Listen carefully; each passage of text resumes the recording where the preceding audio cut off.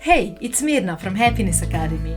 Welcome to the Happiness Academy podcast, a place where you can discover practical, simple, yet effective tools from the science of positive psychology.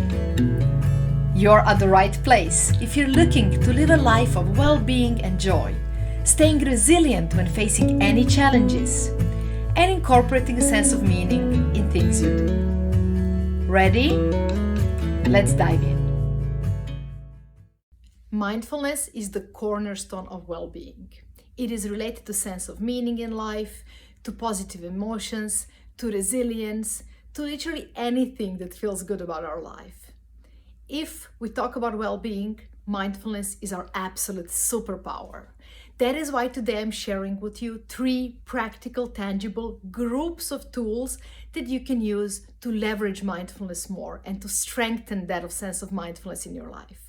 But before we dive in, let's share 4 more things about what is the gain from mindfulness, why mindfulness actually matters so much.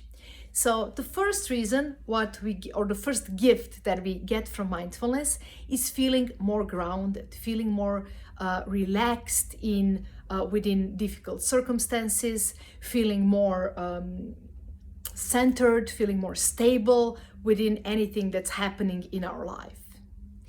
The second gift of mindfulness is being more resilient and better at regulating our emotions. So when we are more mindful, that also means we are more aware of our emotional experiences, what caused them, how they affect us, what is the impulse behind them, and through that we also get better at regulating them. The third gift of mindfulness is that we actually get to enjoy life more. When we are more present in it, then we are also more open to enjoying and savoring and noticing things that are pleasant about our experience. We don't run away into the past or into the future by overthinking about it, but instead we truly savor that moment. So mindfulness, because of that, also gives us the gift of this enjoyment in the moment of life.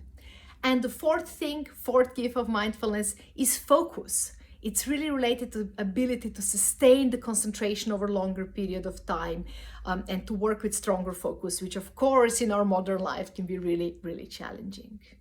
That is why today I'm sharing with you 3 practical, specific groups of tools that you can use to build more mindfulness. Each of these tools can be used in very short, concise, quick version as more of a hacks, things you can fall back to in a moment when you feel stressed, and something that you can kind of just, use as a little thing to help you in a specific moment to be a bit more mindful, a bit more centered, a bit more relaxed.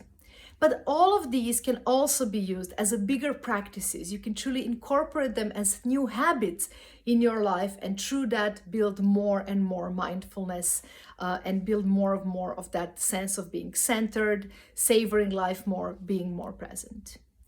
Still, before we jump into the tool, I do have to share with you what is actually mindfulness. Mindfulness is mental state when we focus our awareness onto the present. When we're really present into the moment and we, in an open, easy, curious way, keep our awareness on whatever it is that we're experiencing in this very moment. Now, it can vary a bit where exactly we choose to put our focus when we are mindful. Is it more inwards and more related to our thoughts, emotions, bodily sensations? Is it more outwards and being more aware of our environment and other people? And sometimes it's about balancing both and switching between the perspectives. But the main characteristic is that idea of being present, being open, noticing whatever it is that we are experiencing right now without being harsh or judgmental to it, and simply being curious, open, kind of a little bit more easy, a little bit more light. As such, mindfulness is natural human ability that we all possess. It's ability of our mind, ability in our way of thinking. But it's also something that's a little bit sabotaged by our modern rhythm of life, by the way we do things in a kind of fast way, by our orientation too much sometimes towards the future or towards the past. So it can be a little bit disrupted. We lost the connection with that part of us a little bit. That is why sometimes it helps to practice it a bit more so we could actually use it and leverage in our life. Now, let's finally dive into how can you practice it. Here are 3 tools or 3 ways that you can use to practice the mindfulness. Tool number 1 is body, using our body and senses as a tool for mindfulness. Let me share a couple of ways that you can do that. Essentially, it all just is about coming back to the body and to the senses and be a bit more tuned into that physical experience of life in the moment.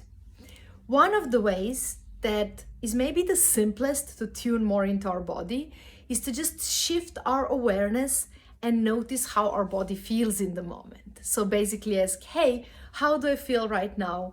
Maybe just doing a little stretch, or tapping yourself a little bit just to feel, and just kind of connecting a little bit like with the experience of your body in that moment.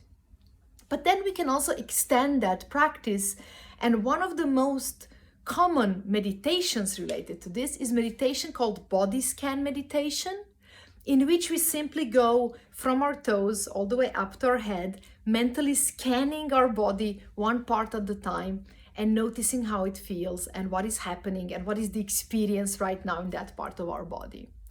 Body scan can be done in as short as a couple of minutes or as long as an hour if we want to go really thoroughly. And it's really all about connecting more to that physical experience of life, which also makes us more grounded in the present, and noticing more about what we're experiencing around us. Body scan is really powerful meditation to become more aware of our body, and especially if you have any challenges like, neck pain often, or maybe back pain, or any other kind of physical, uncomfortable experience that sometimes happens also and worsens because you're not so attached to your body in the moment, so you stay in position that's not always comfortable, maybe for too long, or you just neglect to react in time. Then body scan can really help you connect with it more. Another variation of a similar meditation that's amazing to connect more with your body is something called progressive muscle relaxation. It's a meditation we use for relaxation and kind of against anxiety and just to get calmer in a moment. But it also really helps to be more aware of your body because it's a little bit, in my mind at least, easier than body scan. It starts in a similar way. You start with just a couple of deep breaths, get a bit grounded, and then from there start scanning your body from your toes all the way up to your head. And every muscle you notice and mentally scan, in progressive muscle relaxation, you also tighten really, really, really hard, just for 3-4 seconds. You try to really tighten it and then release and relax it for a couple of seconds. And this can be really helpful because before we contract the muscle, sometimes it's hard for us to be aware of some of our muscles and some of parts of our body. And at the same time, it's almost impossible to totally relax something that's been clenched for a while, like our jaw or our shoulders, without first building that awareness by contracting it first. Now, I won't be guiding you through these meditations today, but I will invite you to Google if you want to try out some, or to check Insights Timer. It's a really nice application on which you can find many diverse meditations for free, and to look for body scan or progressive muscle relaxation. Another way that we can leverage our body for mindfulness that I would super highly recommend is simply leveraging our senses, being tiny bit more tuned into what it is that in this specific moment I'm noticing around me, what it is that I'm seeing, what it is that I can hear, and stopping with each of them, of course, for a little bit. What is it that I can smell? And especially, what is it that I can touch? The experience of physical touch can really also put us back into those senses and put us back into the body. And just coming back to our senses can really be a grounding experience. So if we feel like we are overthinking or we are kind of detached and too much in our head, this is really quick shortcut. Like, to me personally, it really helps to touch a stone, anything that's like a rock or a stone, or a plant, to just kind of come back to my senses, come back to my body. So I would invite you today to just play a little bit with that and shift your attention a little bit more towards these experiences of, what smells can I feel right now? And just staying with that for a minute in random moments of a day. And then, what can I touch right now and how does that feel in my senses, in my head? And then also taking a minute to listen or observe, what can I see? What can I notice around me? Especially looking for more subtle things we don't always notice. Doing this often throughout the day is the shortest shortcut to just getting more grounded, to getting back into our body, to getting back into the present moment. And the group of tools number 2 is one of the most popular, I would say, or most powerful ways of exploring mindfulness, and that is using our breath. Breath, the ultimate tool for mindfulness. Breath is a great thing. The way we breathe, it's a great thing that we can use because in a way it connects our body and our mind. It's very physical activity, breathing, but at the same time something that we can notice consciously quite clearly. It's something that partially it's automatic and we don't have to think about it in order to breathe, but partially we can also influence it and control it and work with it. And this beautiful middle ground between unconscious and conscious, between physical and mental, is something that makes breath a wonderful tool to play with and to explore. Now, if you want to use breath as a way of being more mindful and way of, let's say, meditation or practicing mindfulness, the simplest way is simply breathing a little bit more and be more awarely and deeper and calmer. The simplest way of all exercises we can do for this is simply stopping and taking a couple of deep breaths. Do try it right now. No, right? Even one breath will kind of relax us a bit more in our body. Now, with breathing exercise, one thing that's great to be aware of, that relaxing breaths actually become effective when we do it for maybe 5 or 6 repetitions. So play with that number at least. And if we want to use breath to relax more, then ideally we want to work with longer exhale. So kind of like breathing in, maybe to count of 3, and then breathing out while counting till maybe 5 or 6. And having that longer exhale will make us start breathing deeper and deeper, and it will make us more and more grounded and relaxed. So that's the main rule of thumb when working with any breathing, to try to do those breaths a little bit more tummy breathing, more deeper breathing, more slowly and deeper breaths, but overall for relaxation also longer exhales, putting more attention into the exhale. On the opposite side, if we feel like we're under energized and kind of really low on energy and sleepy, then sometimes having quicker pace of breathing and exercises that kind of fills us up with more energy can be beneficial. However, I am noticing that more people want to use mindfulness to get grounded and focused, so that's why for that we talk about longer exhale. In terms of a bit more structured exercises, another nice model for breathing is one very simple. It's called 4-7-8, and those are the counts. Well, we breathe in, counting till 4, we hold our breath counting till 7, and then we exhale counting till 8. And we repeat that for at least 6, could be more cycles, and this really puts us back again into that position of control. Do try it out. Feel free to pause here as well and try out anything I'm mentioning. The idea today is not that we are doing any of these exercises together, but that I'm just sharing them with you so you could test them for yourself. And finally, with breath, my absolute favorite exercise is box breathing. Maybe you've heard of it, it's quite well known. In my mind, it's an exercise that truly has physical results on my state, like shifting me from stress to more relaxed mode or to more focused mode. So I highly recommend trying that one out, and it takes less than 5 minutes to try it out. I'll explain it very briefly, but otherwise you can also look for guided versions and try it out for yourself. Box breathing basically has, each breath has 4 cycles, where for each part of the cycle, we take the same duration. Let's say we work with 4 seconds per part of the cycle. And then in box breathing, what we do is we breathe in for 4 seconds. We keep on breathing in for those 4 seconds. Then we hold our breath for 4 seconds. Then we breathe out for 4 seconds, and then we hold without breathing on empty lungs again for 4 seconds. And that's one cycle. You can imagine it like a box with 4 even sides of duration. That's why the name box breathing comes from as well.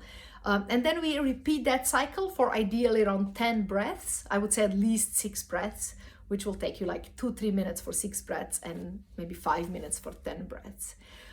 Here, 4 seconds is very much rule of thumb, something I would recommend starting with. And then ideally you want to keep on stretching it a little bit, because it's good if it also puts you a bit out of comfort zone, that you have to think about what you're doing. But the idea that is important to maintain is this, that the inhale, stopping, exhale, and stopping again are 4 phases which should all last the same amount of time. Now, to really notice the effect of breathing exercise, I would highly recommend doing a quick check-in with your body, just saying, hey, how do I feel physically right now? How's my energy? How's my body?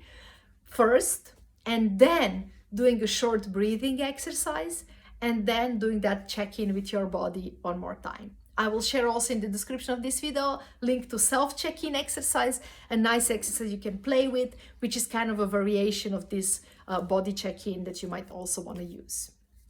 Now, I hope you will test some of the breathing exercises. They're amazing. And you can also Google for breathing for different causes, like breathing for relaxation, breathing for anxiety, breathing for more energy. Depends what it is that you're trying to achieve. Breath is an incredible tool we have. But as with everything, I would say consistency matters so much more than the complexity of the tool. So it's better to choose something very simple, like box breathing, or this 4-7-8, or even just taking 5 deep breaths in and out where exhale is longer, and just practicing that daily for a couple of minutes. It will give you amazing results in terms of focus and feeling more grounded with really small investment, we could say. With that, I'm sharing with you the groups of tool number 3, and this one is a little bit different. This one is about food. Yes, all food is out there. I'm sure you're looking forward to this one. The idea here is that food is also one specific area in our life which we too often approach in too non-mindful way. Too often we eat without being aware of what we are eating. Too often we eat without fully enjoying that experience. Too often we eat in a rushed way without being tuned into our body. Too often we feed emotional hunger instead of physical hunger. So with all of these in mind, one of the areas in our life in which we can bring in more mindfulness, but also use it as a tool for more mindfulness, is eating and food. And as with any topic, you can approach this one with more complexity, or you can approach it in a simple, short, practical hack. Let me talk about more complex way first, and then we'll talk about shortcut as well. So with food, one of the ways of bringing more mindfulness into the food or area of eating is that every meal we approach, we take a moment before that meal to set intention in a way, to maybe take a moment to appreciate where is our food coming from and what are all the things that needed to happen for us to get this food on our table, to appreciate the way this food is prepared and the looks of it, to set intention, how do we want to engage with that food. And then throughout the meal, we can pay a lot of attention back to our senses, to mindfulness through our senses. So noticing the looks, observing that food more, being more present, smelling it, noticing the texture, noticing the color, and then as we are eating it, slowing down a bit in comparison to our normal pace in life, and then just noticing more those textures, flavors, smells, and so on. Now, when we would engage with a meal like that, that would be wonderful. It would also be very time consuming, and it would also not really be beneficial for having a meal with family and friends, because if we're so focused on our food, we don't have the social interactions or anything else we might set our mind on. Because of that, we might not want to approach every meal in such an abundant way of practicing mindfulness. Although it's a great exercise to do occasionally, and I would highly recommend doing it maybe a couple of times per week, choosing a meal, a lunch, breakfast, or a snack even, just an apple or a couple of nuts, where we actually do that whole cycle of noticing, setting intention, appreciating the food we have, observing it, smelling it, and then really going through it in a mindful way. Maybe first meal of the week, Monday morning breakfast, or maybe afternoon snack, or something that's fairly convenient, maybe Sunday dinner, choosing a meal kind of in a week with which we engage like that regularly. However, for more everyday occasions, I would recommend playing with one shortcut to this same topic, and that is being really mindful about the first bite or first moment that we start enjoying our food. And this can take literally just a minute, and it basically means before we start eating to just take a nice deep breath instead of jumping into it. And with that nice deep breath to maybe set a little intention, like, oh, how do I want to enjoy this meal? Do I want to be, curious about it? Do I want to be appreciative about it? Do I want to be savoring and gourmet and foodie about it? How do I want to engage with this meal? And then just the first bite, slow it down a bit, just the first bite. Be more mindful about how you put it on your spoon or fork. Notice it a bit more, its colors, textures, the shapes, the looks of it. Maybe smell it a tiny bit if it's not too socially awkward in that moment. And in some way, literally taking a minute or two to start off that meal in a mindful way. Spontaneously, it will ripple off on the rest of that meal. It will ripple off on the rest of that day as well. Yet time investment will be literally just a minute to get in that grounded state, to try that. I hope you will try it already today. And I hope that these tools have given you some ideas that you would want to try out. Now, how does that sound? Which of these 3 groups of tools would be most helpful for you today and in the following days to actually live a life in a bit more present, grounded, focused, enjoyable way? Would it be to be more present in your body, to connect with your senses a little bit more, to check in with your body a bit more often, and just to kind of be more physically present in your life?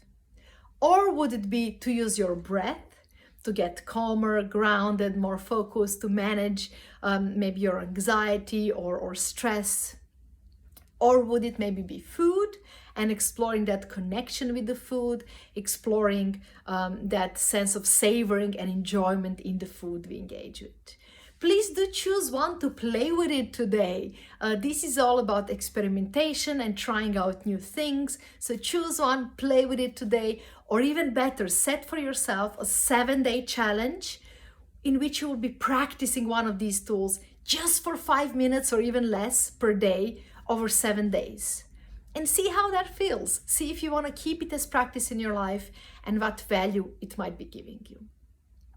Now, if you look into the description of this video, you will also find an ebook, a free ebook, Mindfulness Made Easy, in which I'm sharing with you 90 different small, quick and easy mindfulness exercises. So check it out, look through it, find there some more exercises you might want to try out. And if you want to dive in really deep into mindfulness and enjoyment of life, you also might want to join us for a live week-long learning event this autumn. In September 2023, if we're still in the same year, in September we are doing sort of a retreat meets learning event, a wonderful event in Istria in Croatia, which will be 1 week long, and which will be exploring many mindfulness tools and hacks in practice, playing with the concept throughout the week, so you live with some strong mindfulness habits and abundance of new ideas and motivation. And we will also be playing a lot with savoring, enjoying our food, enjoying the nature around us, enjoying different activities, and exploring how to use mindfulness to also live life more fully. So if that's something that sounds like an experience you want to join, also check for links in description. And I'm very much looking forward to see what will you try and where will you join us. Thank you for exploring this topic with me. I hope you found some exciting ideas and tools that you will use already today. Remember, they only work if you put them in practice, but then they make all the difference. If you like Happiness Academy podcast, do leave us a rating and a review. It will be really helpful. And if you haven't done it yet, Click on the links in the episode description to discover free materials and valuable resources to dive in deeper. See you in the next episode or at the Happiness Academy newsletter.